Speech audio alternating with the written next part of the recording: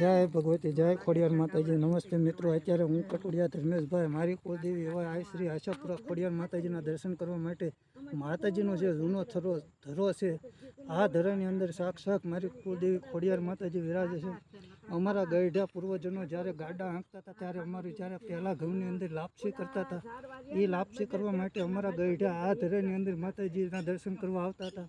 આજે હું પણ આ માતાજી કુળદેવી જ્યાં આશાપુરા ખોડિયાર માતાજી રોડના કાંઠે વિરાજે છે ત્યાં દર્શન કરવા આવેલો છું.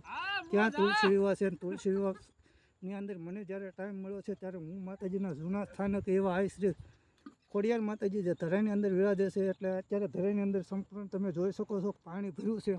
પાણી ભર્યું હોવાથી અંદર જઈ શકાતું નથી. એ માટે હું માતાજીના કાંઠેથી દર્શન કરું છું અને મા ભગવતીના ધરાનું જે જળ છે એને શરણમત માની અને માથે ચડાવું છું. જય કુળદેવી ખોડિયાર માતાજી.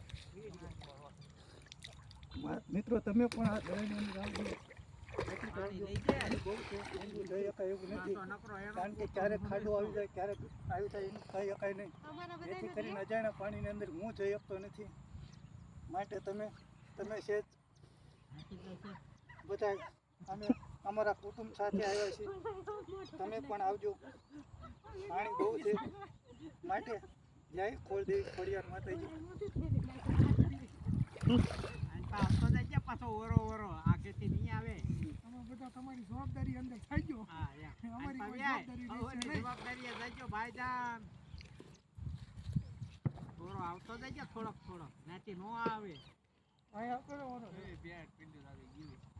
ઓરો આવતો રે કિરણ.